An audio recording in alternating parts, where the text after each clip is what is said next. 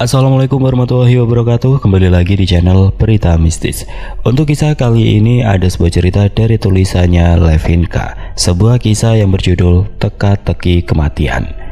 Sebelum kita lanjut ke ceritanya, tekan dulu tombol like video ini dan jangan lupa tekan juga tombol subscribe channel ini. Nyalakan juga lonceng notifikasinya agar tidak ketinggalan cerita-cerita lainnya dari channel ini. Buat teman-teman yang pengen belanja-belanja, nanti silahkan saja klik etalase yang ada di pojok kiri bawah, atau teman-teman bisa kunjungi link pembelian yang ada di kolom deskripsi. Dan seperti apa untuk kisah kali ini? Langsung saja kita masuk ke ceritanya.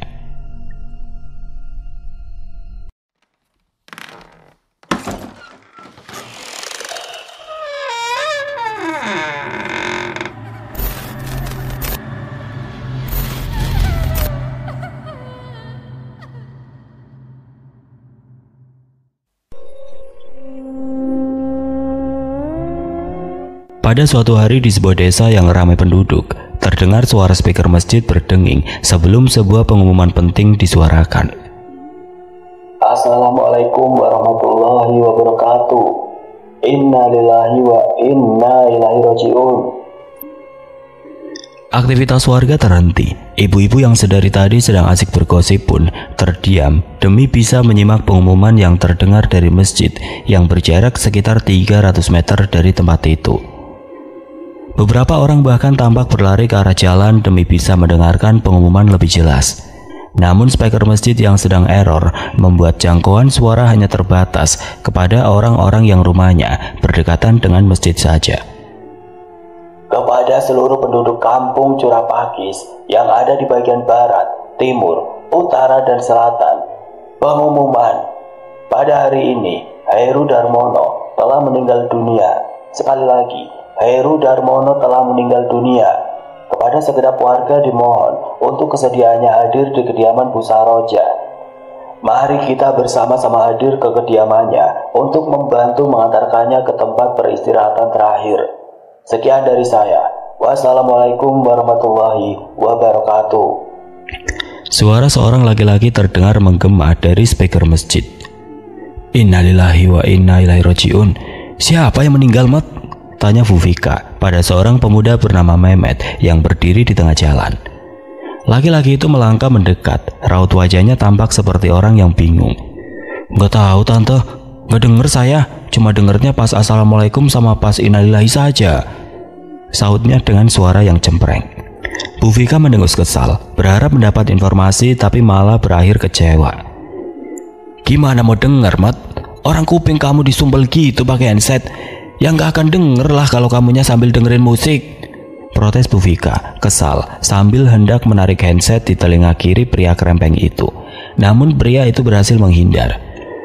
Saya nggak musikan tante, saya itu cuma lagi teleponan sama pacar saya, saut Mehmet sambil menunjukkan layar handphonenya. Ya harusnya suruh diam dulu pacar kamu biar denger itu suara pengumuman. Ya gimana lagi ya tante, tadinya saya suruh diem tuh biar denger pengumumannya kayak apa. Malah pacar saya nyerocos terus. Pacar saya emang cerewet tante. Gak kebayang kalau udah nikah nanti kayak gimana. Masih pacaran aja udah secerewet ini, apalagi nanti. Ya harusnya handsetnya kamu buka dulu cungkring. Biarin dia ngoceh, kamunya fokus dengerin pengumuman. Gimana sih? Protes Vuvika sambil mengerutkan dahi. Sedangkan ibu-ibu yang lainnya hanya manggut-manggut seolah setuju.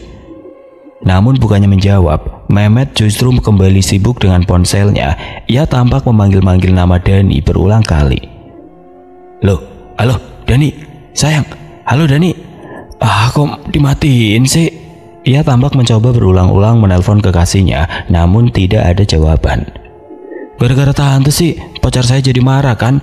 Lagian tante sih pakai ngatain pacar saya cerewet segala. Padahal tante Vika sendiri juga nggak kalah cerewetnya sama pacar saya, protesnya sambil berlalu pergi. Sedangkan Bu Vika dan 4 orang ibu-ibu yang lainnya tampak saling tatap. Mereka seolah bingung dan tidak percaya dengan apa yang mereka dengar dari kata-kata yang terucap dari bibir tebal si Mehmet. Lah, ngaco. Yang bilang pacarnya cerewet kan dia sendiri. Kenapa saya yang disalahin? Bu Vika melongo setelah dimarahi oleh pemuda ceking itu. Ibu-ibu yang ada di sampingnya pun kompak tertawa, namun tawa mereka terhenti saat Hamidah, ibu muda yang sedang menggendong bayinya, menimpali. "Dani, apa saya nggak salah dengar, Bu Ani?" tanya Hamidah sambil matanya menatap punggung Mehmet yang berjalan semakin menjauh. "Masa iya pacar si Mehmet cowok juga? Astagfirullah, kenapa dia jadi sesat begini?" Ya juga ya. Wah, sesat tuh anak. Tapi ya udahlah, urusan cungkring itu biarin aja dulu. Sekarang kita ke rumah Bu Misna. Saya yakin yang disiarin tadi itu Ibu Misna. Apalagi selama ini kan dia udah sakit hampir sebulan, ujar Bu Vika sembari bangkit dari duduknya. Ia tampak mencari sendalnya yang hanya sisa sebelah, sedangkan yang satu ternyata ditemukan di depan rumah sebelah. Tidak lama mereka pun berbondong-bondong menuju rumah Bu Misna yang berjarak sekitar 100 meter dari tempat mereka saat itu. Ibu-ibu itu ke sana demi melihat keadaan sebenarnya dan memastikan apakah benar Bu Misna yang meninggal dunia, mengingat kondisinya akhir-akhir ini yang memburuk karena menderita sakit yang tidak wajar. Dengan langkah tergesa menyusuri gang-gang sempit yang diapit oleh rumah-rumah warga, 5 orang ibu-ibu itu menuju ke rumah Bu Misna. Namun alangkah terkejutnya mereka saat keluar dari gang, tampak Bu Misna sedang duduk di dipan bambu depan rumah sambil memakan tempe ketan yang dibungkus menggunakan daun pisang. "Loh, Bu Misna masih hidup toh?" tanya Hamidah atau yang biasa dipanggil dengan panggilan Ida. Bu Misna menatap heran ke arah 5 orang itu yang juga sama herannya melihat keadaan dirinya. "Apa sih? Kalian itu mau kemana? Kalau mau ngelayat ya ke timur sana. Ngapain lewat sini kalau mau ke rumahnya si Heru?" Bu Misna tampak cuek, tangannya yang mulai keriput tampak beberapa kali mencomot tempe ketan di hadapannya. Kondisinya terlihat lebih baik sekarang, meskipun masih terbilang cukup pucat. "Loh, sebenarnya yang meninggal ini siapa toh sebenarnya?" "Sampean atau Heru?" kata Mbak Vika tadi. "Sampean yang meninggal, tapi kata sampean malah Heru yang meninggal. Ntar jangan-jangan pas sampai sana si Heru bilang Mbak Vika yang meninggal," celoteh Ida asal seolah tidak merasa bersalah. Jagemblung, goblok, masih muda kok ya wis edan. Udah sana, kalian pergi ke rumah Heru. Nah, sampean sana, kamu tanya deh ke si Heru, yang meninggal siapa sebenarnya?" saut Bu Misna kesal. Dilipatnya daun pisang bekas tempe ketan itu, lalu dilemparkannya ke jurang, tempat sampah yang ada tidak jauh dari tempat ia duduk. Setelah itu Bu Misna masuk ke dalam rumahnya, berjalan tertati dengan bantuan tongkat di tangannya. Bu Vika dan yang lainnya tertawa terbahak-bahak sambil berjalan menuju rumah Heru Darmono. Mereka tidak henti-hentinya menertawakan kekonyolan Ida. "Padahal kamu itu cantik loh, dan masih muda juga. Umur juga masih 24, tapi kok yo agak-agak nggak waras. Udah jelas-jelas Bu Misna masih hidup, malah pakai nanya sama orangnya yang meninggal Bu Misna atau Heru." Bu Vika terus saja meledek Ida yang dari tadi hanya diam sambil berpikir keras. Barulah saat hampir sampai kediaman Heru, Ida justru ketawa kencang. Ia baru tersadar akan kesalahannya tadi. Iya ya, Bu Misna kan masih hidup. Ngapain aku tanya gitu ya?" ucap Ida sambil menggaruk-garuk alisnya. "Nah itu dia, makanya ya udah, jangan rame, itu orang-orang sudah kumpul." Bu Vika memberikan isyarat agar tidak membuat kegaduhan. Dari dalam rumah yang cukup bagus itu terdengar suara tangisan istri dan anak Heru yang menggema di ruang tamu, tempat jasad Heru dibaringkan. Beberapa pelayat tampak memenuhi ruangan. Ada yang sibuk mengaji surat Yasin, ada yang sibuk mondar-mandir, entah sedang apa. Sedangkan Bu Vika, Ida dan yang lainnya duduk di atas keramik putih teras rumah Heru.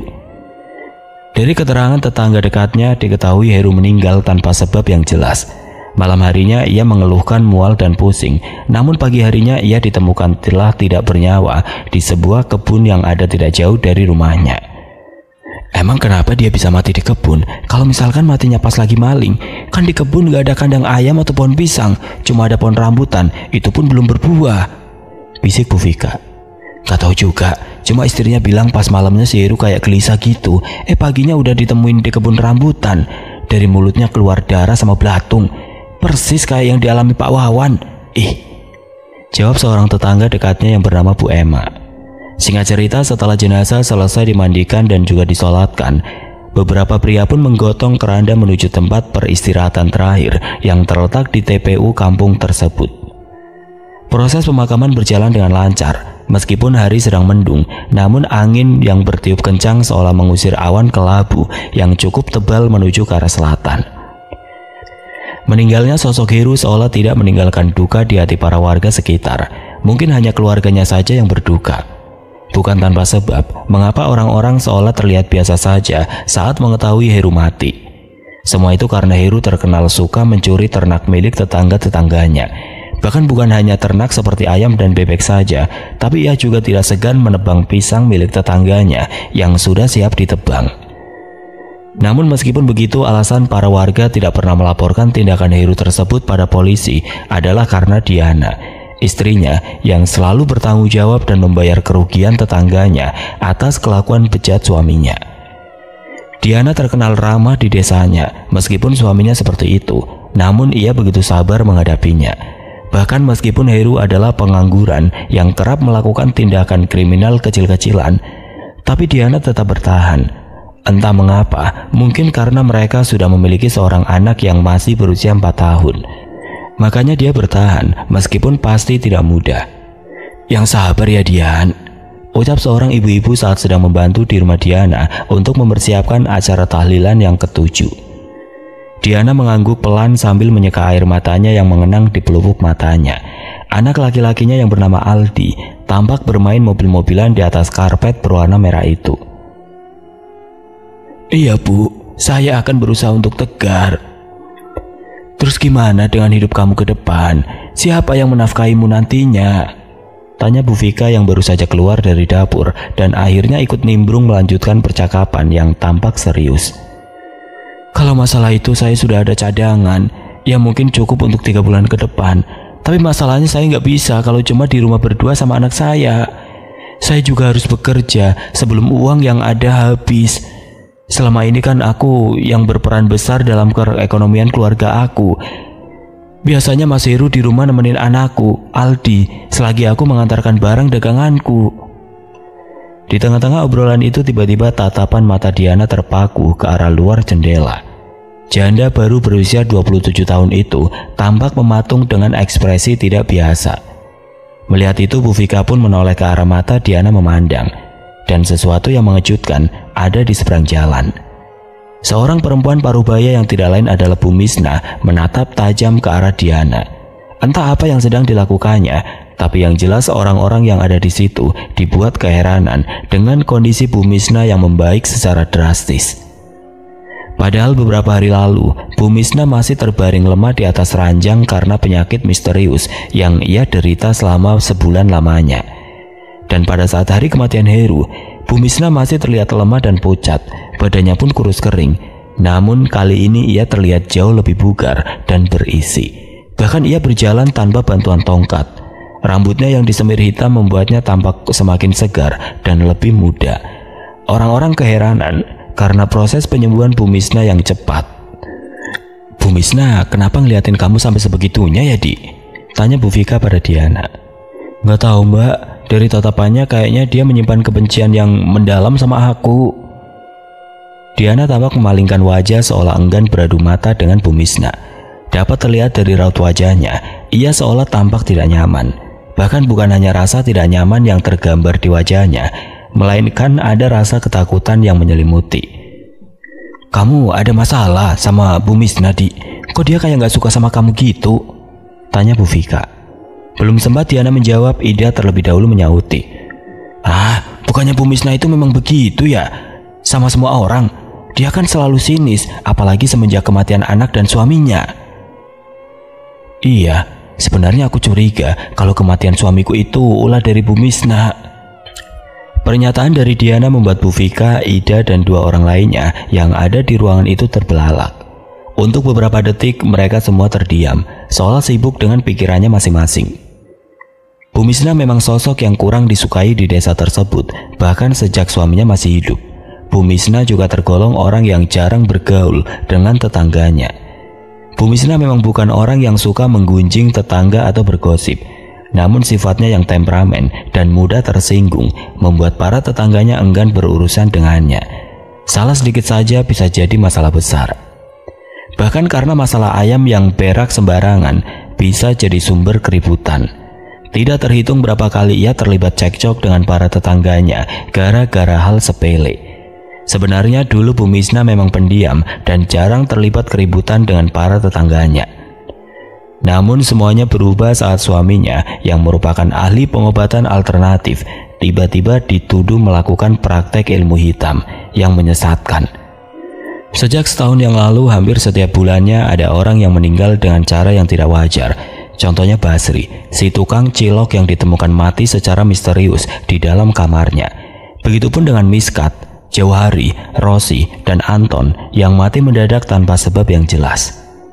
Berhubung satu-satunya orang yang dipandang memiliki ilmu kebatinan adalah Pak Wawan, maka banyak warga yang beranggapan bahwa kemungkinan Pak Wawanlah pelakunya. 2 bulan sebelum kematian Heru, tampak Heru sedang berbincang dengan Adi di ruang tamu rumah Heru. Di kampung kita ini banyak yang mati nggak wajar. Kamu tahu nggak kenapa? Tanya Heru, suami Diana kala itu. Mati nggak wajar gimana? Perasaan wajar-wajar saja deh, ujar Adi sahabat Heru. Ia tampak selingkuhan ke kanan dan ke kiri melihat ke sekitar. Wajar gimana? Si Basri ditemuin mati mendadak di kamarnya. Terus di bulan-bulan selanjutnya Bang Miskat, Bang Rosi, Jauhari, dan juga Anton mati mendadak.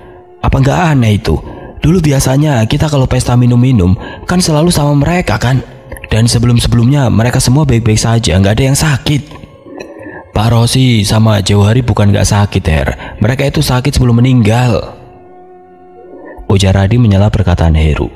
Iya, cuma sakit meriang beberapa hari, cuma sehari 2 hari saja. Habis itu mati, anggap aja nggak sakit. Heru menghisap rokoknya dalam-dalam sebelum melanjutkan perkataannya. Sekarang yang tersisa cuma aku sama kamu, Di. Apa kamu gak merasa curiga kalau sebenarnya ada dalang di balik semua ini? Mendengar ucapan dari Heru membuat Adi bergidik ngeri. Yang bener kamu, Her. Kalau emang ada dalang di balik kejadian ini, emangnya kamu tahu siapa orangnya? Heru menarik asbak yang ada di depan Adi. Rokok yang sudah hampir habis itu pun dimatikan. Ia tampak tersenyum seolah mengetahui sesuatu. Adi, kamu harus ngelakuin sesuatu. Di kampung ini, kamu masih dipercaya sama warga. Gak seperti aku. Aku tahu siapa dalang yang sebenarnya di balik semua kejadian ini, ucap Heru mantap. Serius kamu, Her? Siapa? Pak Wawan, Di. Pak Wawan pelakunya. Dia yang udah ngirim santet kepada teman-teman kita. Emangnya apa motif Pak Wawan nyantet satu persatu dari kita, Her? Kita kan gak pernah ada masalah sama dia. Kata siapa? Kamu gak ingat? Dulu kita pernah gangguin si Lisa pas mabuk. Mungkin gara-gara itu Pak Wawan jadi gak suka sama kita. Waktu itu aku kan gak ikut minum. Aku juga gak ada di situ pas kejadian. Itu sih ulah kamu dan yang lainnya, serga Adi. Terus kita harus gimana sekarang, Her? Ya kita harus bergerak lah. Sekarang yang tersisa dari 7 orang ya cuma kita berdua. Target selanjutnya itu adalah kita berdua. Emangnya kamu mau jadi korban selanjutnya? Adi menggeleng. Tentu saja ia tidak akan mau menjadi korban selanjutnya. Mereka pun mengatur siasat untuk melakukan pembalasan. Dan Adi mengusulkan untuk dilakukan sumpah pocong demi membuktikan bahwa Pak Wawan memang pelakunya. Singkat cerita, Adi mulai mempengaruhi keluarga teman-temannya yang sudah mati, membuat mereka percaya pada kecurigaannya bahwa Pak Wawan adalah dalang di balik kematian keluarga mereka. Mereka yang termakan oleh omongan dari Adi pun beramai-ramai mendatangi rumah Pak Wawan. Pak Wawan yang sedang menemui pasien di rumahnya pun keluar setelah mendengar suara gaduh di depan rumahnya. Orang-orang yang kalap karena termakan oleh hasutan Adi pun langsung menarik tubuh kurus Pak Wawan untuk dibawa ke rumah Gus Thohir, tokoh agama di kampung itu. Di tengah perjalanan, pukulan dan tendangan mendarat di tubuh lelaki kurus itu. Bahkan bajunya sampai robek karena ditarik-tarik oleh orang-orang. Teriakan dari Bu Misna yang memohon agar Pak Wawan dilepaskan benar-benar tidak digubris oleh warga. Kalian jangan semena-mena. Seenaknya saja asal tuduh tanpa bukti. Suami saya itu nggak bersalah. Lepaskan suami saya, teriak Bu Misna sambil berusaha menarik tubuh suaminya agar terlepas dari tangan-tangan warga yang memeganginya. Namun usahanya sia-sia. Bukannya berhasil, tubuhnya justru terpental karena didorong hingga tersungkur di tanah. Celakalah orang yang ada di belakang semua ini, celaka. Sumpah serapah muncul dari mulut Bu Misna. Tenang Bu, Ibu sabar aja, biar aku selesaikan ini, ucap Pak Wawan pada istrinya. Tubuhnya pun dibawa ke rumah Gus Thohir. Sesampainya di sana, Gus Thohir yang sedang menyiram halaman terkejut dengan kedatangan puluhan warga yang membawa Pak Wawan. Ada apa ini? Pak Wawan, kenapa babak belur begini? Tanya Gus Thohir. Dia tukang santet Gus, dia harus diadili, teriak Adi lantang di antara kerumunan warga. Kenapa kamu bisa berpikir begitu? Apa ada bukti? Adi menoleh ke orang yang ada di sekitarnya, berharap ada yang mau menjawab pertanyaan dari Gus Thohir, namun semua bungkam dan tidak ada yang menjawabnya. Jawab pertanyaan saya, apa kalian punya bukti? Tanya Gus Thohir. Adi menggeleng. Kalau nggak ada bukti, terus kenapa kalian menyebut bahwa Pak Wawan ini tukang santet? Bukannya selama ini Pak Wawan justru sering mengobati orang-orang yang sakit, termasuk warga desa ini. Gus Thohir terlihat geram karena warga yang dinilai asal tuduh dan berani main hakim sendiri hanya berdasarkan asumsi belaka. Justru itu, makanya kami mau diadakan sumpah pocong demi membuktikan kebenaran semua ini, saut Heru yang tiba-tiba keluar dari salah satu gang dan masuk ke dalam kerumunan warga. Warga yang ada di situ menatap sinis ke arah Heru. Si maling ayam datang, celetuk seorang bapak-bapak tanpa terdengar oleh Heru. Sumpah pocong. Iya Gus, sumpah pocong, seru Heru dan Adi hampir bersamaan. Di antara para warga, mereka berdua yang paling bersemangat. Teman kami, Basri, Rosi, Anton, Jauhari dan Miskat mati tidak wajar karena ulah seseorang. Siapa lagi kalau bukan ulah orang yang memiliki ilmu, dan orang yang bisa mengobati orang di sini ya cuma Pak Wawan. Pak Wawan yang sedari tadi diam pun membuka suara. Saya itu ngobatin orang, mana mungkin saya nyantet orang. Saya nggak ada keahlian dan saya nggak akan nyantet orang. Bisa ngobatin orang tapi juga bisa nyakitin orang, iya kan? Mana mungkin ada maling ngaku. Kalau maling semua ngaku, penuh penjara, seru Heru. Pak Wawan tertawa hingga menampakkan gigi dan gusinya yang berdarah akibat menerima pukulan dari warga. Kamu benar, kalau maling aku, penjara pasti akan penuh dan kamu gak akan ada di sini, Heru. Maling kau teriak maling, masih untung warga di sini itu memandang istri kamu yang baik. Kalau enggak, udah hilang kamu dari kampung ini. Heru pun terdiam saat ia sadar ucapannya juga mengarah pada dirinya sendiri. Ia pun mencolek bau Adi untuk melanjutkan omongannya. Pak Wawan menatap sinis ke arah mereka berdua. Pasti mereka dalang dibalik semua ini, gumam Pak Wawan lirik. Kenapa malah mengalihkan pembicaraan ke Heru sih? Masalah ayam-ayam milik Pak Saroni kan sudah selesai dan Diana sudah ganti rugi. Sekarang kita fokus sama masalah nyawa banyak orang di kampung ini. Masalah Pak Wawan, kita nggak boleh menunda-nunda untuk melakukan sumpah pocong ini, tegas Adi, sedangkan Heru hanya diam. Gus Thohir pun setuju untuk melakukan pengambilan sumpah pocong tersebut setelah menanyakan pada Pak Wawan bersedia atau tidak. Kala itu Pak Wawan menjawab bahwa ia siap untuk disumpah. Sumpah pocong pun dilaksanakan di musola yang ada di depan rumah Gus Thohir. Puluhan warga memadati halaman rumahnya. Mereka rela berdesak-desakan di jendela musola demi melihat proses pengambilan sumpah. Sebuah kain kafan dibentangkan di lantai. Pak Wawan berjalan perlahan di atasnya, jantungnya berdebar kencang saat ia sadar akan melakukan sesuatu yang benar-benar sakral. Sebuah sumpah yang bukan sembarang sumpah. Sebuah kain kafan dibentangkan di lantai, Pak Wawan berjalan perlahan di atasnya. Jantungnya berdebar kencang saat ia sadar akan melakukan sesuatu yang benar-benar sakral. Sebuah sumpah yang bukan sembarang sumpah. Warga yang melihat tubuh Pak Wawan bergetar karena ketakutan menjadi semakin yakin bahwa Pak Wawan lah pelaku di balik kematian beruntun di kampung mereka. Ya, meskipun bisa dibilang orang-orang yang mati adalah pemuda yang gemar mabuk-mabukan di rumah Heru setiap malamnya, tapi tetap saja warga tidak ingin membiarkan dukun santet ada di wilayah mereka. Karena bukan tidak mungkin orang yang baik pun bisa jadi korban keganasan ilmu santet tersebut. Perlahan Pak Wawan mulai merebahkan badan kurusnya di atas kain kafan yang dibentangkan di lantai yang dingin. Beberapa pasien yang ada di rumah Pak Wawan tadi tampak ikut menyaksikan proses tersebut, tidak terkecuali dengan Bu Misna. Perempuan paruh baya itu menatap tajam ke arah Heru dan Adi. Dari tatapannya, terlihat jelas bahwa ia menyimpan amarah dan dendam yang membara. Gus Thohir tampak berjongkok memakaikan kain kafan dan mengikatnya hingga menyerupai pocong. Setelah selesai, Gus Thohir meminta Mehmet untuk memegangi mikrofon dan diarahkan ke bibir Pak Wawan saat sumpah pocong diambil. Proses sumpah pocong berjalan dengan menegangkan. Bulir-bulir keringat membasahi kening Pak Wawan manakala ia mulai sekata demi kata mengucapkan sumpah. Setelah sumpah pocong diambil, Bu Misna pun segera menghampiri suaminya dan melepaskan seluruh kain kafan yang menutup tubuhnya. Dipeluknya erat-erat tubuh suaminya itu sambil menangis. Pak Wawan melepaskan pelukan istrinya. Ia menatap ke arah Adi dan Heru dengan tatapan penuh amarah.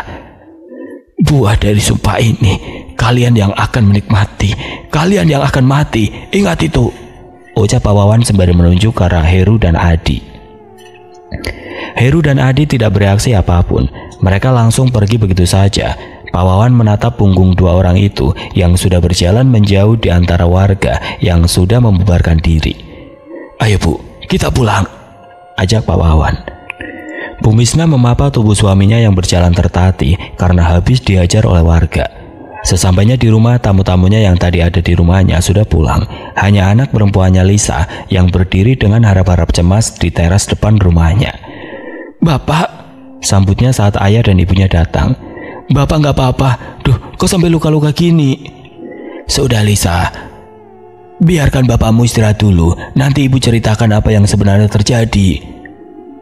Lisa dan Bu Misna pun membawa tubuh pria kurus itu masuk ke kamar dan dibaringkan di kasur kapuk yang sudah terasa keras. Setelah itu Bu Misna dan Lisa duduk di ruang tamu, berbincang membahas apa yang baru saja menimpa Pak Wawan. Lisa memang tidak tahu saat Pak Wawan diarak oleh warga. Saat kejadian, Lisa sedang disuruh ke pasar oleh ayahnya untuk membeli kembang 7 rupa di pedagang kembang yang biasa berjualan di depan pasar. Saat dia sampai di rumah, dia terkejut saat warga baru membubarkan diri lewat di depan rumahnya. Dari salah satu tetangganya, dia mengetahui bahwa Pak Wawan baru selesai melaksanakan sumpah pocong. Tapi Lisa tidak tahu jika sebelumnya Pak Wawan sempat diajar terlebih dahulu oleh orang-orang di kampungnya yang notabene kebanyakan adalah tetangganya sendiri. "Kita harus cari siapa dalang di balik semua ini. Kita harus balas perlakuan mereka," ujar Lisa geram. "Aku nggak terima Bapak diperlakukan tidak manusiawi seperti ini." Bu Misna yang duduk di sampingnya mengelus-ngelus punggung anak perempuannya yang sudah menjanda 3 kali tersebut. "Ya Lisa, ibu tahu siapa orang yang menjadi provokator atas semua ini. Kita memang harus balas, tapi nggak sekarang. Tunggu saja nanti." Mata Bu Misna menatap tajam. Kilatan kemarahan dan kekecewaan serta dendam terpancar jelas. Entah apa yang akan Bu Misna dan Lisa perbuat demi membalaskan perbuatan tidak menyenangkan yang dialami oleh keluarganya tersebut. Malam harinya, Lisa yang merasa tidak sabar pun segera menghampiri rumah Adi untuk melabraknya. Namun ternyata Adi dan keluarganya sedang pergi menghadiri acara pernikahan. "Lisa, kamu ngapain kesini?" tanya Bu Misna yang berjalan tergopoh-gopoh menghampiri anaknya. "Aku cari Adi Bu, tapi dia nggak ada. Sekarang aku mau ke rumah Heru. Aku harus bikin perhitungan dengan dia Bu. Ibu jangan halangi aku." "Enggak nak, ibu nggak akan halangi kamu. Justru ibu bakalan menemani kamu. Kita labrak bareng-bareng si Heru itu, ayo." Mereka berdua pun tidak menunggu lebih lama lagi dan langsung pergi menuju rumah Heru. Sesampainya di sana, Bu Misna dan Lisa menggedor-gedor pintu pagar rumah Heru. "Mas, itu ada yang teriak-teriak di depan pagar," ucap Diana pada suaminya. Sedangkan suaminya itu justru terlihat bingung mencari tempat untuk bersembunyi. "Kamu itu ngapain sih Mas? Itu loh, temuin sana. Kamu keluar temuin mereka." Kamu aja yang keluar temuin mereka. Bilang aja aku nggak ada di rumah," ucapnya sambil berusaha masuk ke bawah meja rias di kamarnya. "Ya ampun Mas, kamu itu dari dulu kalau ada bikin masalah, kenapa selalu aku yang kamu suruh nyelesaikannya? Bahkan untuk makan sehari-hari juga lebih sering aku yang cari. Mana peran kamu sebagai kepala rumah tangga Mas?" "Udah, jangan ceramah sekarang. Kamu keluar dulu, hadapi orang-orang itu. Ingat, jangan bilang kalau aku ada di rumah." Diana pun terpaksa keluar menghadapi pasangan anak dan ibu yang sedang diliputi amarah yang meledak-ledak itu. Jika biasanya suaminya membuat masalah karena mencuri ayam, bebek dan buah pisang milik tetangganya untuk dijual secara diam-diam, tapi kali ini masalahnya adalah menyangkut nama baik orang. Diana menarik nafas dalam-dalam. Diputarnya gagang pintu depan rumahnya, ia pun berjalan keluar menghampiri Lisa dan Bu Misna. Diana, kemana suami kamu itu? Suruh dia keluar, cepat!" sentak Bu Misna. "Iya, suruh dia keluar. Suruh dia bertanggung jawab dengan luka-luka yang diderita orang tua aku," Lisa menimpali. Diana tampak berusaha tenang. "Mas Heru nggak ada. Dia keluar sama Adi barusan. Nggak tahu kemana." "Kamu yakin dia keluar barusan dengan Adi?" tanya Bu Misna dengan tatapan menyelidik. Diana mengangguk ragu lalu berkata, "Bener, Mas Heru baru saja keluar sama Adi barusan. Mungkin belum ada 10 menit. Katanya ada janjian buat COD motor bekas." COD motor. COD ayam sama pisang palingan. Udah gak usah bohong. Aku tahu si Adi itu keluar dari tadi pagi jam 9. Pergi sama orang sebelah rumahnya buat bantu-bantu acara nikahan saudaranya di daerah kerajaan. Jadi gak mungkin kalau Heru keluar sama Adi. Ucapan Bu Misna membuat Diana tersentak. Ia kebingungan karena sudah ketahuan berbohong demi menutupi keberadaan suaminya yang penakut. Diana tidak berkutik, dia hanya diam 1000 kata. "Sudah cepat, suruh dia keluar. Di mana dia? Apa dia ada di dalam?" Bu Misna melangkah masuk ke dalam halaman rumah Diana. Namun, dengan sigap Diana langsung berlari dan berusaha untuk menghalangi Bu Misna masuk dengan menarik tangan Bu Misna. Namun tarikan yang keras membuat Bu Misna terjatuh. Dia terkejut setelah menyadari kesalahannya yang membuat Bu Misna terjatuh. Ia pun langsung bermaksud untuk membantu Bu Misna berdiri. Tapi dari arah samping, Lisa menerjang tubuh Diana hingga jatuh dan kepalanya terantuk batu hiasan taman di depan rumahnya. Dahinya mengeluarkan darah yang cukup banyak. Melihat Diana yang berdarah-darah ternyata tidak membuat amarah Bu Misna dan Lisa reda. Tetapi mereka justru lebih beringas menghajar ibu satu anak itu. Perkelahian tidak imbang itu pun terjadi di depan rumah Heru. Tamparan, jambakan dan umpatan saling dilayangkan. Anak Diana yang mendengar itu hendak berlari ke depan demi menyelamatkan ibunya, tapi Heru dengan sigap menarik tangan anaknya dan membawanya kembali ke tempat persembunyiannya. "Sudah Aldi, diam di sini saja sama ayah," ucap Heru sambil memeluk tubuh anaknya. "Tapi ya, ibu dijahatin sama orang." Bocah bernama Aldi itu tampak ketakutan. "Udah, biarin aja. Mama kan manusia super. Mama itu hebat. Sebentar lagi dia bisa mengalahkan monster-monster itu." Anaknya menggeleng sambil berusaha melepaskan diri dari dekapan ayahnya.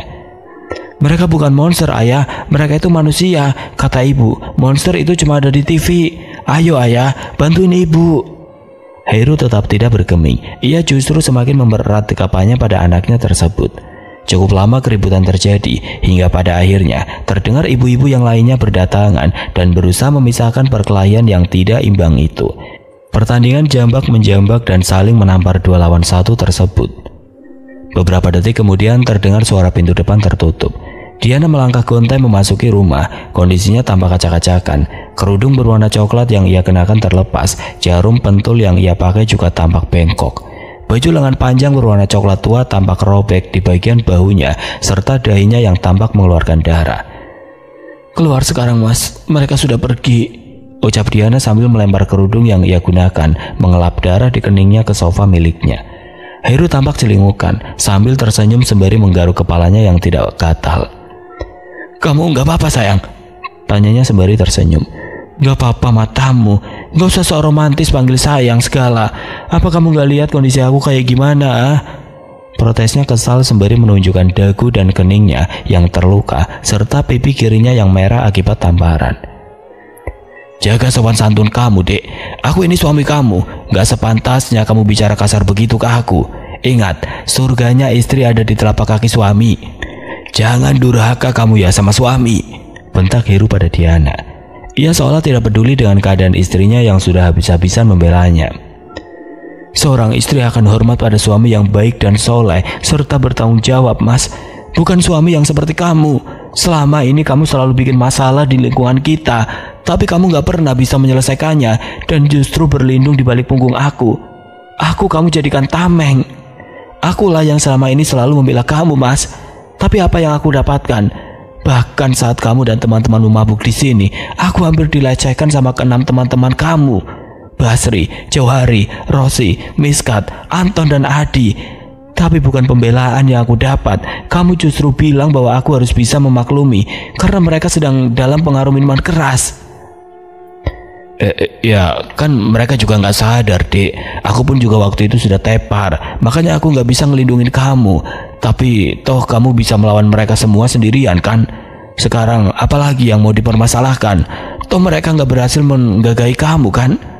Ucap Heru enteng. Terserah kamu, Mas. Aku memang gak peduli sama kamu.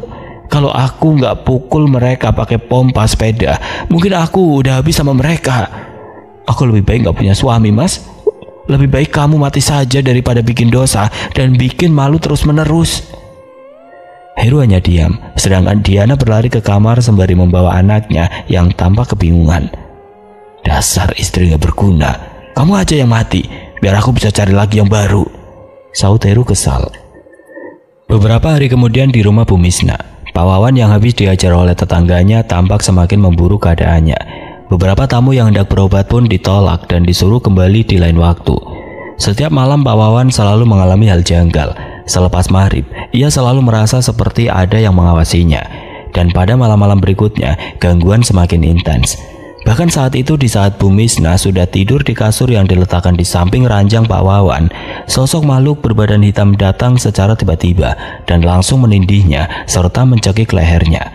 Pak Wawan meronta-ronta sembari berusaha untuk berteriak, namun tidak bisa. Suaranya tertahan karena dicekik oleh makhluk itu.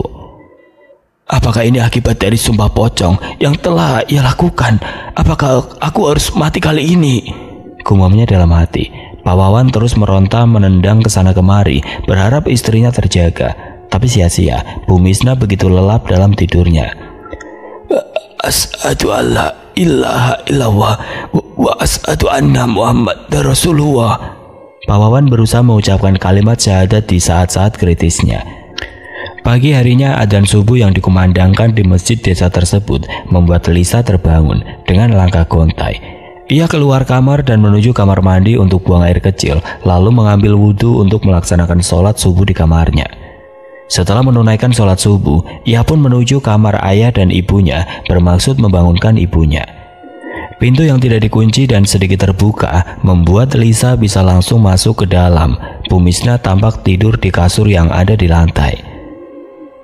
Bu Misna memang lebih suka tidur di bawah ketimbang tidur di atas dipan. Saat pintu kamar terbuka lebar, Lisa terkejut melihat keadaan ayahnya.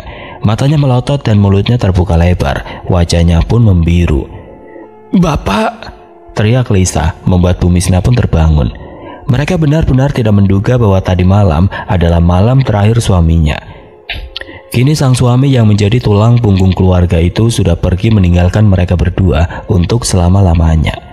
Pagi itu desa dibuat gempar. Kematian Pak Wawan seolah menjadi jawaban atas sumpah pocong yang telah dilangsungkan beberapa hari yang lalu. Mereka yakin bahwa kematian Pak Wawan yang mendadak adalah dampak dari sumpah pocong tersebut. Bahkan karena hal itu, para warga enggan untuk mensolati jenazah Pak Wawan.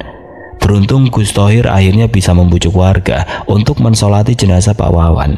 Ya meskipun harus rela membayar 20.000 kepada masing-masing orang yang mau mensolati jenazah Pak Wawan.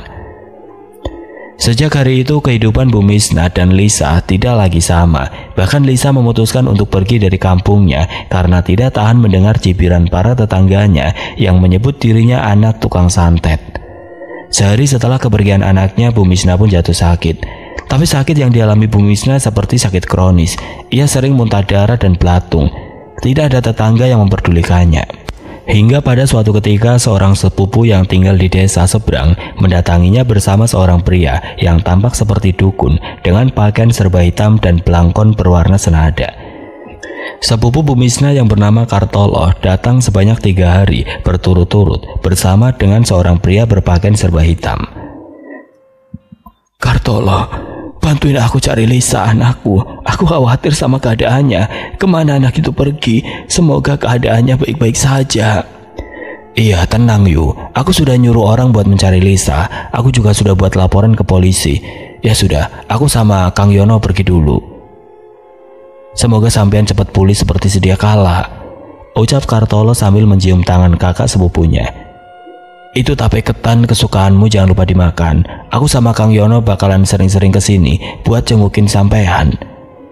Bu Misna mengangguk lalu berdiri dengan bantuan tongkat untuk mengantarkan kedua orang itu sampai di depan rumahnya.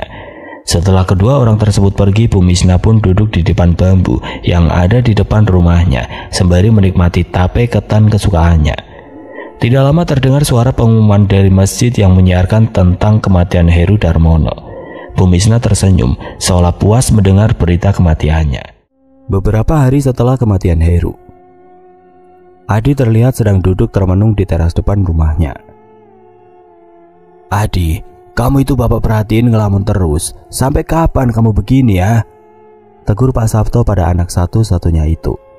Adi menghela nafas panjang. Ia merasa enggan untuk menjawab teguran bapaknya dan memilih untuk pindah ke ruang tengah lalu menyalakan televisi. Pak Sabto menggeleng kesal. Sejak kematian istrinya 2 tahun lalu, ia melakukan pekerjaan rumah sendiri. Adi yang notabene sudah berusia 26 tahun tidak pernah sekalipun mau mencari pekerjaan tetap dan lebih memilih untuk menjadi maklar motor bekas dengan penghasilan yang tidak menentu. Kalaupun mendapatkan hasil, ia sering menghabiskannya untuk foya-foya, minum minuman keras dengan teman-temannya di rumah Heru. Tapi kini, semua teman-temannya sudah mati, hanya dia yang tersisa kini. Heru adalah temannya yang terakhir meninggalkannya. Si maling ternak warga itu mati sekitar 2 minggu yang lalu. Setiap malamnya Adi selalu ketakutan, takut akan kematian yang mungkin juga akan menyusulnya dalam waktu dekat ini.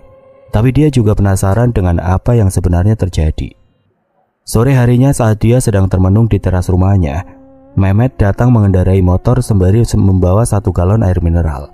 Di belakangnya duduk seorang gadis manis berambut sebahu. Mas, saya mau nganterin air galon titipan Pak Sabto. Tadi bapaknya Mas Adi minta tolong ke saya, ucap Mehmet sembari meletakkan air galon itu di lantai. Uangnya kurang 5.000 mas, soalnya tadi uangnya Pak Sabto ada uang mainannya selembar 5.000-an. Oh ya sudah, nanti aku bilangin ke bapak. Aku lagi gak ada uang buat nggantiin soalnya, saut Adi tidak enak. Siapa itu cewek? Apa kamu lagi ngojek nganterin cewek itu, Mat? Ya enak aja sampean mas, itu tuh pacar saya. Sebentar, saya kenalin. Mehmet pun memanggil pacarnya untuk masuk dan mengenalkannya pada Adi. Adi pun mengulurkan tangan terlebih dulu. Gadis manis di depannya pun menyambut sembari menyebutkan nama lebih dulu. Ardani, ucap gadis itu. Adi. Oh, jadi ini yang kata orang-orang. Wah, ibu-ibu sini sampai salah paham loh karena nama kamu. Ngiranya si Mehmet ini pacaran sama cowok, soalnya nama kamu Dani. Dani tersenyum tipis mendengar ucapan Adi. Saya udah biasa dengar komentar begitu mas. Dulu bapak saya itu pengen punya anak laki-laki, tapi ke-7 anaknya semuanya perempuan dan 3 di antara kami namanya cowok. Ah, masa iya? Adi terkejut sekaligus penasaran. Iya mas, kakak dia itu ada yang namanya Luki, ada yang namanya Fatih, dan dia anak yang terakhir dikasih nama Dani, sambung Mehmet mengambil alih pembicaraan. Yaudah mas, saya pamit dulu, mau nganterin pacar saya pulang. Oh, ya sudah. Mehmet pun berpamitan. Ia dan pacarnya naik ke atas motor dan pergi meninggalkan rumah Adi. Adi mengambil air galon itu dan diangkatnya ke atas dispenser setelah melubangi bagian tutupnya menggunakan gunting lancip yang ada di atas meja makan. Diambilnya cangkir plastik yang ada di meja untuk digunakan menampung air, lalu dirinya pun minum. Saat sedang minum, terdengar suara seorang laki-laki memanggilnya dari teras depan rumahnya. Adi, woi! Adi tercekat saat mendengar suara itu. Ya, dia tahu betul suara siapa itu. Heru, gumamnya lirih. Ia merasa tubuhnya bergetar hebat kala mendengar suara itu. Jantungnya berdetak keras bersamaan dengan bayangan mayat Heru yang terbujur kaku dibungkus kain kafan di dalam ingatannya. Adi berdiri mematung, tidak bergeser sedikit pun, seolah kakinya tertancap ke tanah. Perlahan ia memberanikan diri menoleh ke arah teras dan apa yang dilihatnya membuat jantungnya serasa mau copot dari tempatnya. Di depan tampak kelima temannya yang telah meninggal berdiri lengkap dengan kain kafan yang membungkusnya. Bisa dibilang ada 5 pocong sedang berdiri di terasnya dan menatap ke arah Adi. Wajah kelima sosok itu sangatlah pucat, berwarna putih kebiruan dan dipenuhi bekas lumpur. Adi berusaha lari, namun tubuhnya terasa begitu lambat dan berat. Bahkan mungkin saat itu kura-kura masih jauh lebih cepat dari dirinya. Hanya matanya yang bisa bergerak dengan cepat, menatap liar ke sana kemari, sembari memikirkan cara untuk melarikan diri. Adi. Lagi terdengar suara Heru. Namun ia tidak melihat sosok Heru di antara kelima pocong yang berdiri di teras rumahnya. Keringat dingin pun bercucuran. Dengan susah payah ia mencoba menelan ludah, berharap bahwa semua ini hanya halusinasi belaka. Namun yang terjadi setelahnya benar-benar membuat lututnya lemas. Heru tiba-tiba muncul dari atas dan langsung mendarat di depannya. Wajahnya tepat berada di depan wajahnya, jaraknya sekitar sejengkal saja dan mereka pun saling beradu pandang. Adi dapat dengan jelas melihat wajah sahabatnya itu. Sesosok pocong yang mukanya tampak basah, dipenuhi nanah berwarna kehijauan, serta bau yang menyengat. Luka-luka sayatan tampak menghiasi kening dan pipinya, membuat Adi hampir muntah. Heru menyeringai sembari memiringkan kepalanya ke kanan. Suara serak keluar dari mulutnya yang bau busuk. Kamu selanjutnya, Adi. Kita akan bersama lagi nanti. Ucapan temannya itu semakin membuatnya ketakutan. Dengan sekuat tenaga, ia berusaha memanggil bapaknya, tapi suaranya seolah tertahan di kerongkongannya. Satu-satunya cara yang bisa ia lakukan hanyalah mengatupkan kedua kelopak matanya rapat-rapat, sembari mengucapkan doa yang selama ini tidak pernah ia panjatkan. Begitulah terkadang manusia hanya mengingat Allah saat terdesak saja. Bertemu hantu, baru ingat menyebut namanya. Mas Adi, Mas Adi. Terdengar suara perempuan memanggilnya dari teras depan rumahnya. Adi semakin kelojotan. Kali ini kedua kakinya seolah sudah tidak sanggup menopang bobot tubuhnya. Ia pun jatuh terduduk di lantai, terkulai lemas sembari bersandar di dinding. Matanya tetap terkatup rapat. Mas Adi, kenapa? Suara tersebut semakin mendekat, bahkan kini ada di hadapannya. Bahkan sosok di depannya yang entah siapa itu menyentuh pundaknya, mengguncangnya perlahan. Seolah tenaganya mendadak kembali, Adi pun berteriak kencang sembari mengesot menjauh ke arah dapur. Adi, kamu kenapa? Terdengar suara Pak Sabto dari ambang pintu kamarnya. Adi pun membuka mata dan akhirnya lega saat mengetahui bapaknya berdiri di dekatnya. Kamu kenapa, Adi? Lihat orang kayak lihat hantu saja. Ada hantu, Pak. Ada hantu barusan di depanku. Mana ada hantu? Itu orang kok kamu bilang hantu? Orang? Adi tampak bingung. Ia pun menoleh ke belakang dan benar saja, ternyata suara perempuan tadi benar-benar suara manusia. Diana? Jadi kamu? Syukurlah. Maaf, aku kira kamu hantu juga. Soalnya aku tadi lihat pocongnya si Heru dan yang lainnya, ada 6 pocong tadi. Dian, aku takut. Aku takut. Kamu jangan fitnah, Mas. Mana mungkin suami aku jadi hantu?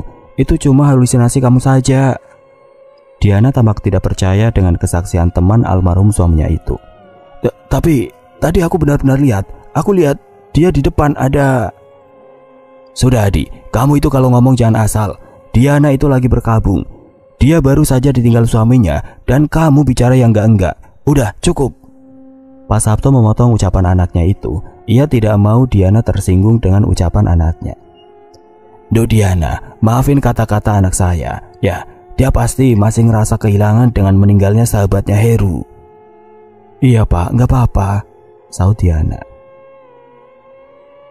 Oh ya, kamu kesini ada apa Diana? Kok Aldi nggak diajak? Ayo duduk dulu. Makasih Pak, Aldi nggak ikut soalnya dia lagi ada yang nemenin di rumah teman-temannya. Saya kesini cuma mau nganterin ini sayur rebung. Tadi saya masak terlalu banyak, makanya saya bagi-bagi kesini juga. Biar bagaimanapun Mas Adi kan temannya Mas Heru juga. Ucapnya sambil sesekali melirik ke arah Adi. Mendapat lirikan menggoda dari Diana membuat darahnya berdesir. Bagaimanapun juga Adi pernah menaruh rasa padanya dulu. Dia pernah bersaing dengan sahabatnya Heru dan Rosi untuk mendapatkan Diana. Tapi ternyata Diana lebih memilih Heru. Hubungan Heru sempat renggang saat itu, tapi kembali membaik setelah Heru menikah dengan Diana. Diana menikah dengan Heru karena ia suka dengan sifatnya yang baik, soleh, dan bertanggung jawab. Tapi ternyata semua adalah palsu. Sifat aslinya muncul saat pernikahan mereka melewati masa 1 tahun, saat anak pertama mereka, Aldi, sudah lahir. Flashback ke masa itu. Pada saat itu Heru yang suka mabuk-mabukan saat bujang dulu pun kembali kepada kebiasaannya. Bahkan ia kerap mengajak teman-temannya berpesta miras di rumahnya. Ia dapat dengan bebas berpesta di halaman belakang rumahnya yang luas dan tertutup pagar. Jadi tidak perlu khawatir membuat tetangganya terganggu. Namun pada suatu malam saat mereka sedang pesta miras, Heru yang terlalu banyak minum akhirnya teler lebih dulu.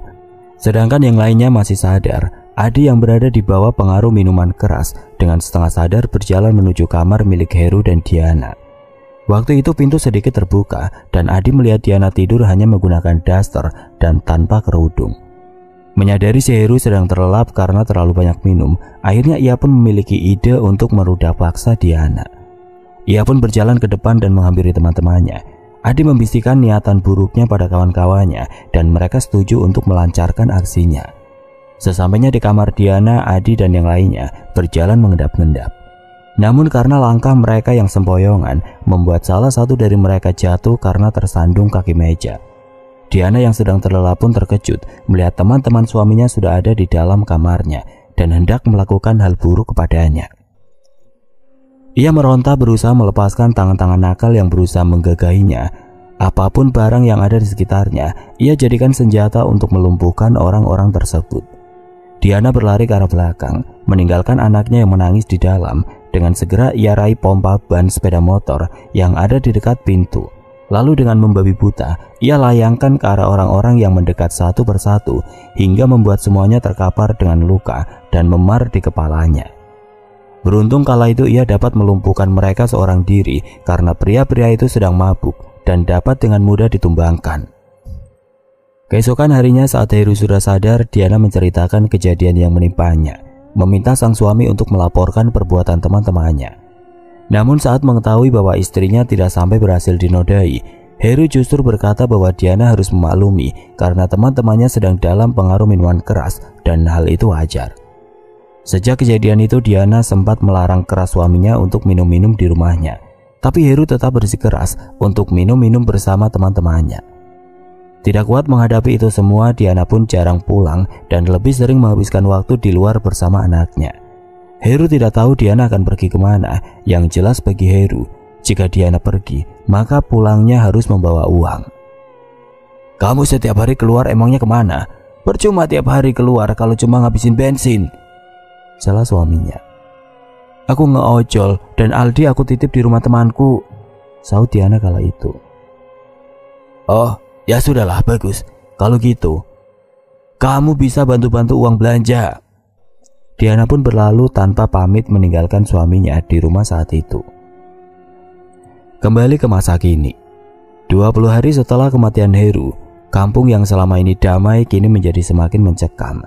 Banyak yang mulai bercerita bahwa seringkali terdapat penampakan di kampungnya sejak kematian Heru. Sebenarnya hal tersebut mulai terjadi sehari setelah meninggalnya Heru, tapi hanya sebatas sekelebat bayangan putih yang melintas saja.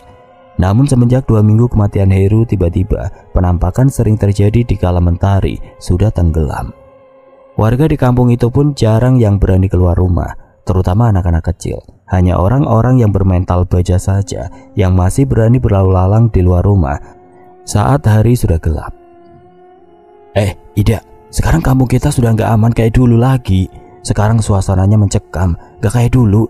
Kemana-mana gak perlu takut, ujar Bu Vika. "Iya bener, sekarang habis maghrib aja aku sudah gak berani keluar. Apalagi aku punya bayi. Bahkan kalau lapar tengah malam ataupun kebelet pipis, aku gak berani keluar dari kamar dan pergi ke kamar mandi," jawab Ida yang saat itu sedang duduk di ruang keluarga milik Bu Vika. "Makanya, selama suami kamu masih nganterin bosnya keluar kota, kamu tidur di sini saja. Kalau di sini kan ada aku sama suamiku, jadi kamu bisa tidur di kamar kosong yang ada di belakang." Ida mengangguk dan melanjutkan obrolannya hingga tengah malam. Memang kalau 2 orang tukang gosip berkumpul, maka bisa lupa waktu. Bahkan mereka pun sampai tidak sadar saat jam sudah menuju pukul 11:30 malam. Duk, duk, duk. Terdengar suara pintu depan yang dipukul-pukul. Setelah itu sebuah suara laki-laki terdengar meminta tolong. "Tolong, buka, ada pocong. Tolong buka, cepat, ada pocong," seru suara pria itu serak. Untuk beberapa detik, Bu Vika yang masih terjaga bersama Ida pun saling tunjuk untuk membukakan pintu. Tapi Bu Vika yang merasa lebih tua memaksa agar Ida saja yang membuka pintu. Berhubung Ida menolak, maka mereka memutuskan untuk membuka pintu bersama-sama. Dan saat pintu terbuka, "Ada pocong," ucap sosok pocong Heru dengan seringat di wajahnya sambil berdiri menatap dua wanita itu. Bu Vika dan Ida pun langsung pingsan saat itu juga di depan pintu. Setelah berhasil membuat kedua wanita itu tidak sadarkan diri, sosok pocong yang menyerupai Heru itu pun terbang melayang ke arah rumah Bu Misna dan mendarat di depan rumahnya. Perlahan sosok pocong Heru berubah menjadi sekumpulan asap dan kemudian melayang masuk ke dalam rumah Bu Misna melalui celah ventilasi. Asap itu menuju ke arah kamar milik Bu Misna dan saat sudah sampai di dalam, berubah menjadi padat dan semakin padat hingga membentuk sosok pocong yang menyeramkan. Sosok pocong Heru tampak menangis melihat Bu Misna yang sedang tidur. Entah apakah itu tangis kesedihan atau tangis kebencian. Yang jelas, dia hanya bertahan beberapa detik dan menghilang. Begitu ia hendak lebih mendekat ke tubuh Bu Misna. Bu Misna merasa tengkuknya meremang. Ia terbangun saat asap itu belum keluar sepenuhnya melalui celah udara. "Apa itu?" tanya Bu Misna bermonolog. Tentu saja asap itu tidak menjawab. Bu Misna yang masih sangat mengantuk pun melanjutkan lagi tidurnya. Namun baru saja ia akan terlelap, ia merasakan tubuhnya seolah ditindih oleh sesuatu yang berat.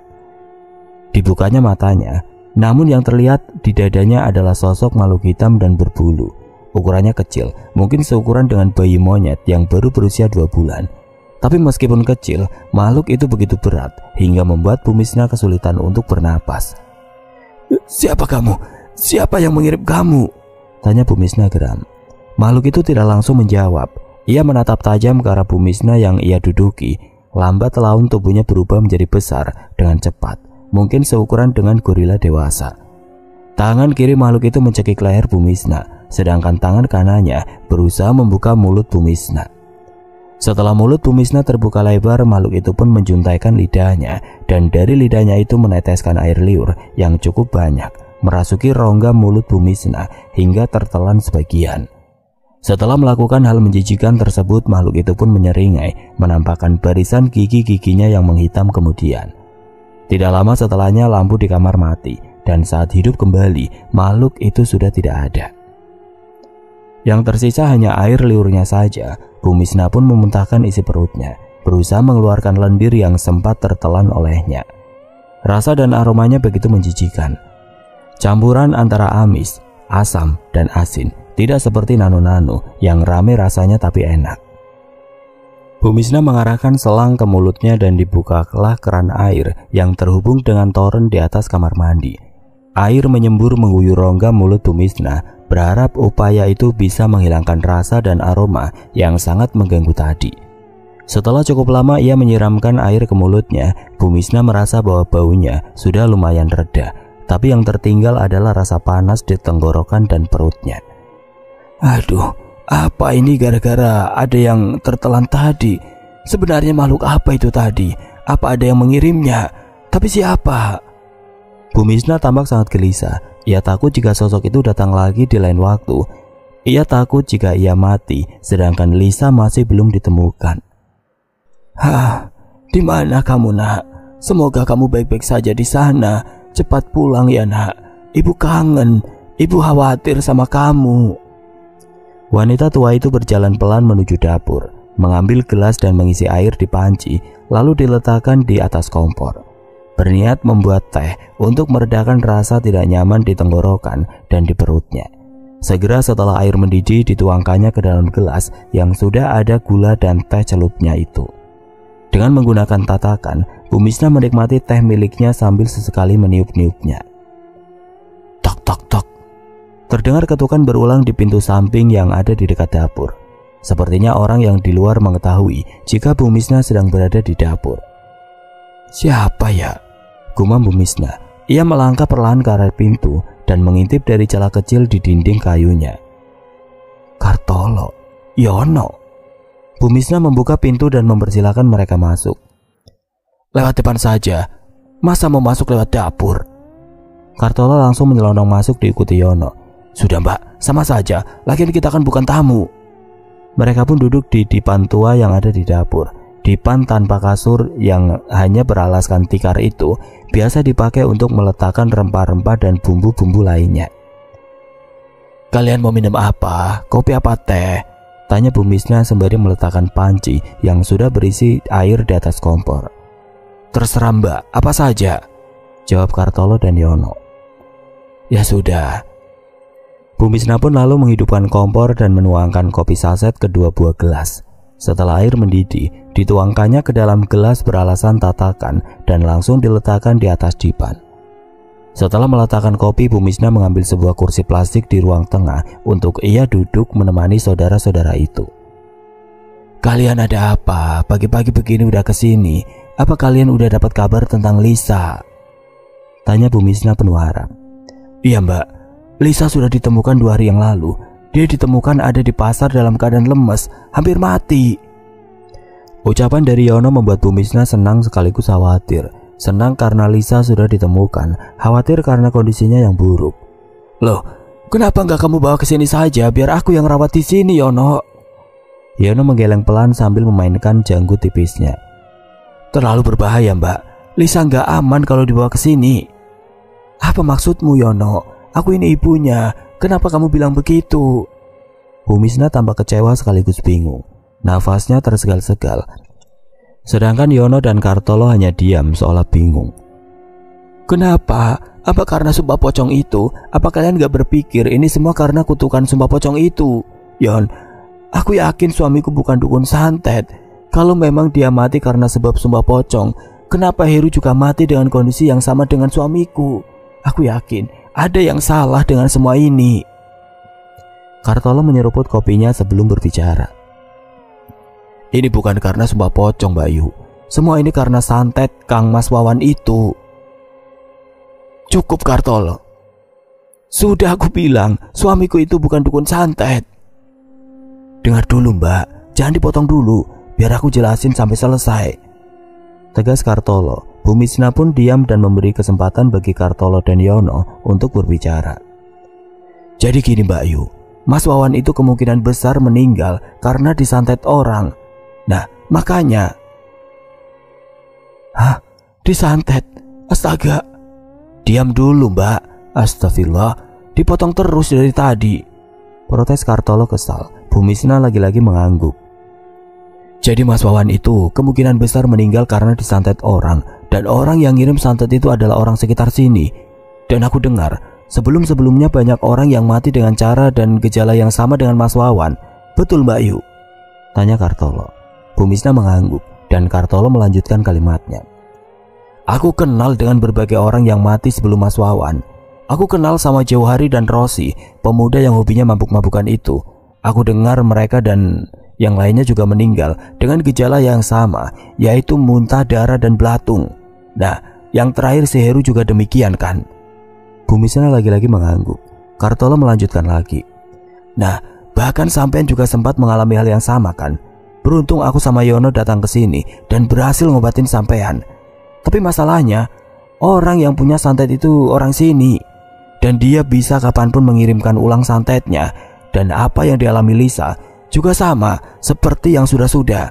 Makanya aku gak bisa bawa dia pulang ke sini biar dia dirawat di rumahku. Terang Kartolo panjang lebar. Mending sampean ikut kami, Mbak. Di sini gak aman, ajak Yono. Bumisna menggeleng. Banyak nyawa sudah melayang. Semua ini gak bisa dibiarkan. Aku mungkin bisa lari menjauh. Tapi bagaimana dengan orang-orang yang lainnya? Aku memang banyak dibenci karena sifatku yang keras. Tapi aku juga gak bisa begitu saja membiarkan mereka dalam bahaya. Apalagi aku tahu siapa pelaku sebenarnya. Yono dan Kartolo saling pandang. Kemudian Yono bertanya pada Bumisna. Jadi Mbak sudah tahu? Gimana bisa? Sekarang aku tanya sama kalian, Kartolo, Yono. Apa kalian tahu siapa yang sudah melakukannya? Aku nggak tahu orangnya, tapi aku tahu makhluk kiriman itu berasal dari mana. Kartolo juga sudah aku kasih tahu, jawab Yono. Makhluk itu berasal dari rumah yang ada di ujung utara, kata Kartolo. Itu rumah orang yang bernama Heru. Bumisna berdiri dari duduknya. Berarti benar dugaanku. Dianalah yang sudah melakukan ini semua. Tadinya aku nggak yakin, tapi setelah kalian berbicara, aku jadi semakin yakin. Cuma apa motif sebenarnya? Apa semua korbannya itu dijadikan tumbal? Tapi kalau dijadikan tumbal, kenapa dia nggak kaya? Kartolo berkata pada Bumisna, bisa saja motif dibalik semua ini adalah dendam. Dan Bumisna pun berkata bahwa ia dan Lisa pernah terlibat pertengkaran dengan Diana. Namun yang membuat Bumisna tidak habis pikir adalah mengapa Heru, suaminya, Diana juga mati dengan cara yang sama. Apakah mungkin ia juga korban keganasan Diana, atau hanya kebetulan saja mati dengan cara yang sama? Yang jelas Bumisna bertekad untuk menyelesaikan semua ini dengan bantuan Yono dan Kartolo. Tapi kali ini ia harus lebih dulu menjenguk Lisa, anaknya, di rumah Kartolo. Ketika matahari mulai meninggi, ia pun pergi ke rumah Kartolo dengan berboncengan motor. Sedangkan Yono ditinggal sementara di rumah Bumisna karena tidak mungkin juga mereka bonceng tiga. Jarak rumah Kartolo ke rumah Bumisna sekitar 6 km. Hanya butuh waktu sekitar 20 menitan untuk mencapai rumahnya. Jalanan yang dilewati pun cukup baik. Meskipun aspalnya bolong-bolong, tapi saat siang hari masih bisa terlihat dengan jelas dan bisa memilih jalur yang tepat. Beberapa menit kemudian mereka pun sampai. Bumisna yang tidak sabar segera berlari masuk ke rumah Kartolo. Ia bahkan tidak memperdulikan istri Kartolo, Yuni, yang sedang menjemur pakaian di depan rumahnya karena saking tidak sabarnya untuk bertemu dengan anak satu-satunya. Ada di kamar tengah, Mbak, teriak Kartolo dari luar. Bumisna pun langsung masuk ke kamar tengah. Di dalam tampak Nimas, anak kedua dari Kartolo, sedang menyuapi Lisa dengan bubur sumsum. Ya Allah nak, Lisa. Bumisna berhambur memeluk anaknya yang sudah beberapa minggu menghilang pergi dari rumah. Ibu, maafin Lisa, Bu. Kedua wanita itu menangis terseduh, saling melepas kerinduan yang telah lama tertahan. Bumisna menatap tubuh anaknya yang lusuh dan jauh lebih kurus. Rambutnya tampak berminyak dan bau apek karena lama tidak dikeramasi. Apa yang terjadi denganmu, nak? Ceritakan sama ibu, ucap Bumisna sembari mengusap lembut pipi anaknya. Waktu aku pergi dari rumah, aku nggak tahu harus kemana, Bu. Aku bingung, jadi aku tidur di emperan toko. Tapi malamnya aku diteror sama makhluk hitam berbulu, dicekik dan diludahi. Rasanya tenggorokan dan perut aku perih, Bu. Setiap kali makan aku selalu muntah, bahkan sempat keluar darah dan belatung. Waktu itu aku ngerasa lapar dan berjalan menuju pasar, berharap bisa mendapat makanan. Tapi tiba-tiba aku ambruk. Beruntung Pak Lekarto sama Bule pas pergi ke pasar dan nemuin aku. Jadi aku langsung dibawa, diangkut pakai becak. Sebenarnya apa yang terjadi sama aku, Bu? Kenapa yang terjadi sama aku seperti dialami Bapak dan yang lainnya, seperti Rosi, Jauhari dan yang lain? Ini semua karena pelakunya orang yang sama, nak, terang Bumisna. Maksud ibu, ini semua karena santet. Pantas saja aku jadi linglung di jalan.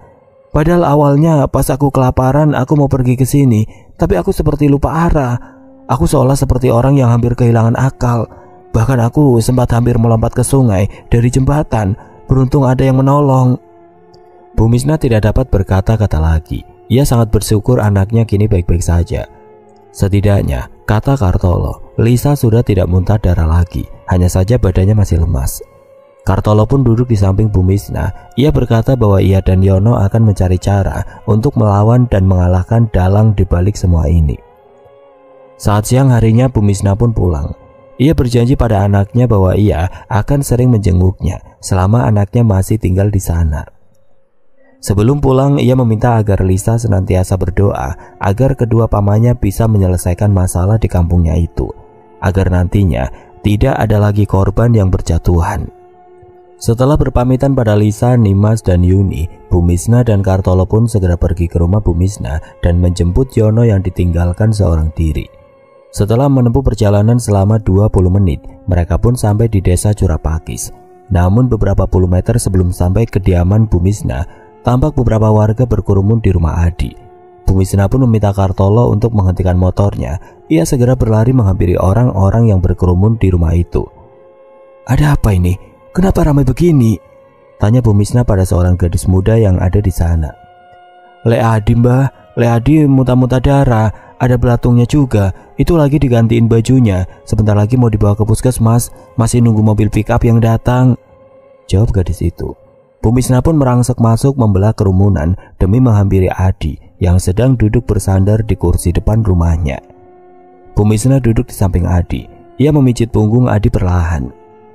Orang-orang yang ada di sana heran dengan apa yang dilakukan oleh Bumisna, karena selama ini ia dicap sebagai orang yang temperamen dan juga seorang istri dari tukang santet. "Adi, apa yang sebenarnya terjadi?" tanya Bumisna. Adi hanya menggeleng lemas. "Sudah Bu, jangan ditanya-tanya dulu. Adi masih lemas, habis muntah darah banyak," ujar Pak Sabto, ayahnya Adi. "Apa Adi juga muntah darah beserta belatung?" tanya Bumisna. Adi mengangguk dan menjawab lirih, "Iya Bu." "Gak salah lagi. Ini santet yang sama dengan yang aku dan Mas Wawan alami. Bahkan Lisa juga mengalami hal yang sama." Ucapan dari Bumisna membuat semua orang terdiam. "Bukankah semua yang mati akhir-akhir ini juga mati dengan cara yang sama?" tanya Bumisna sembari menatap ke orang-orang di sekelilingnya di sana. Tampak pula Diana sedang berdiri di pojokan. "Dan pelakunya adalah penduduk desa ini.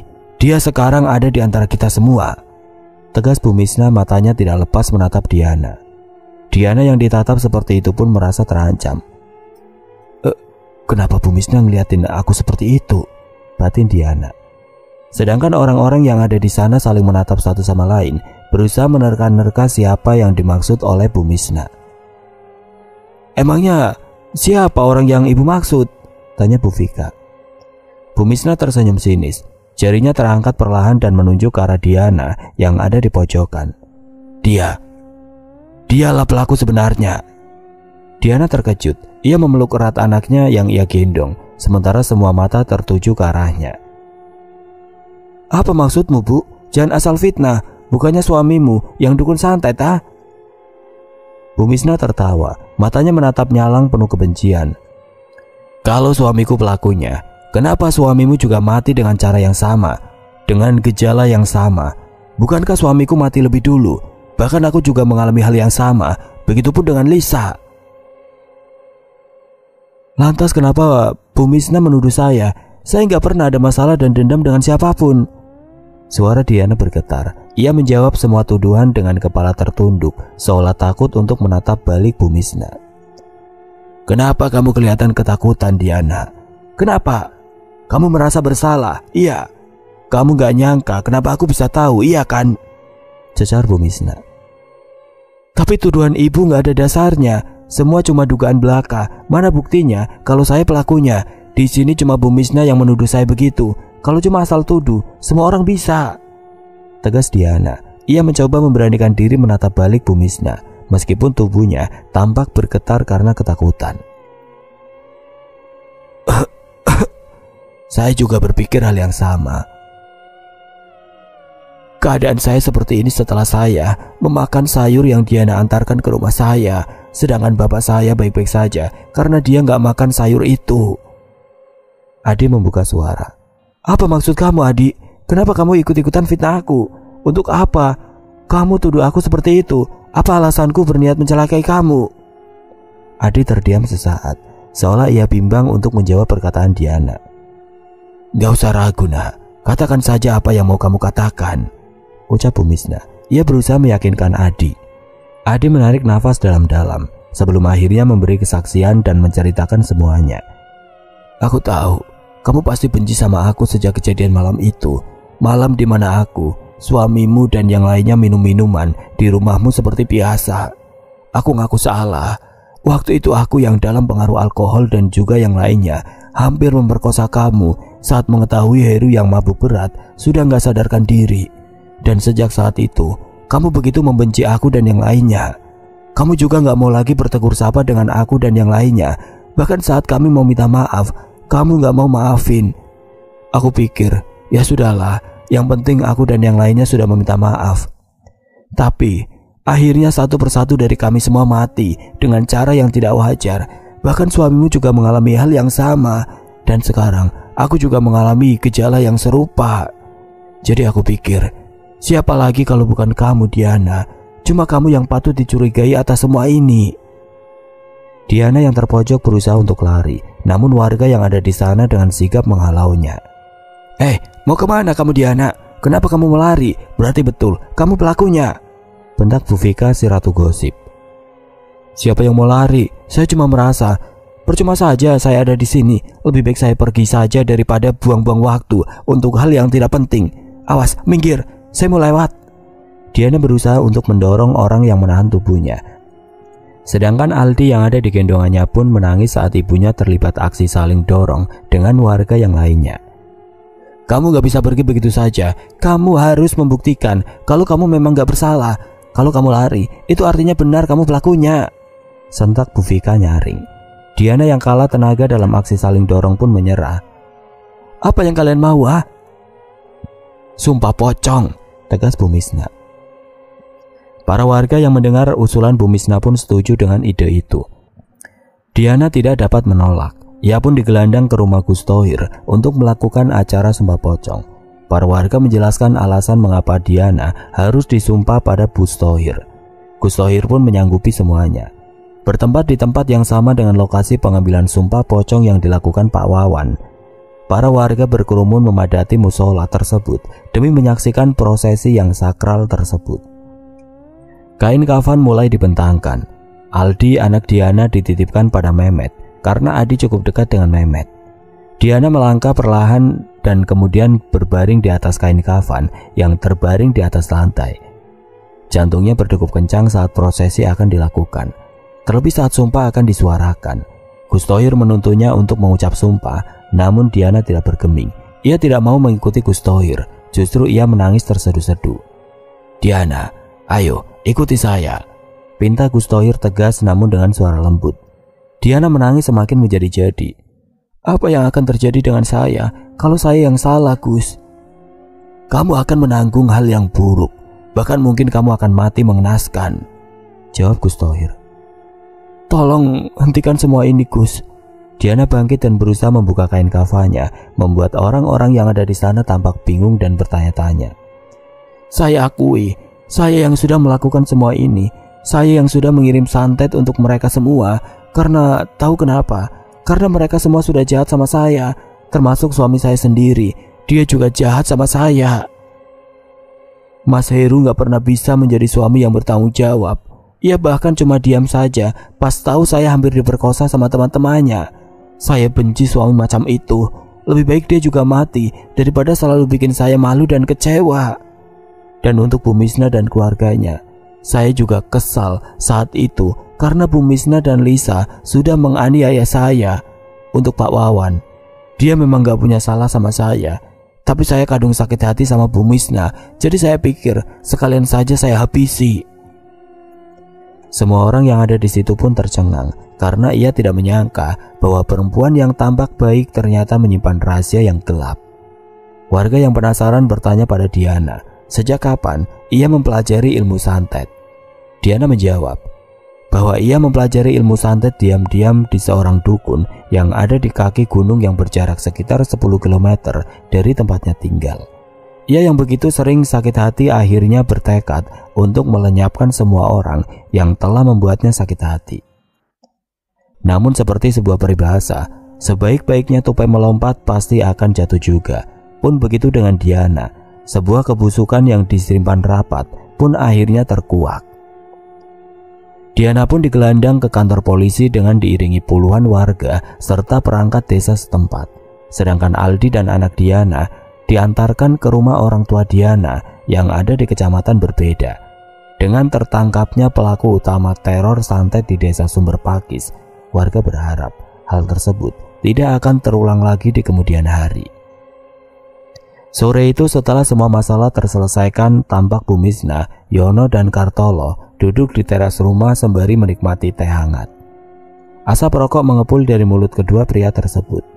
Syukurlah, aku gak perlu perang gaib melawan si Diana itu, ujar Yono. Ya setidaknya kita nggak perlu beli kemenyan dan dupa. Kartolo tertawa. Udah, cepet rokoknya, terus bawa Lisa pulang ke sini. Sekarang kan sudah aman. Titah Bu Misna. Kartolo dan Yono mengangguk setuju. Beberapa jam kemudian, tepatnya setelah waktu sholat maghrib, Lisa sudah sampai di rumahnya dengan diantar Kartolo. Alhamdulillah, kalau pelakunya sudah ditangkap ya Bu, ujar Lisa sambil tersenyum lega. Cerita pun berakhir.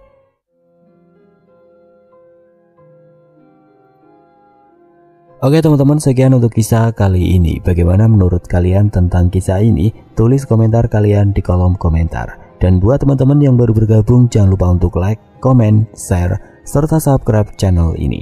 Dan nantikan kisah-kisah horor berikutnya tetap di channel Berita Mistis. Wassalamualaikum warahmatullahi wabarakatuh.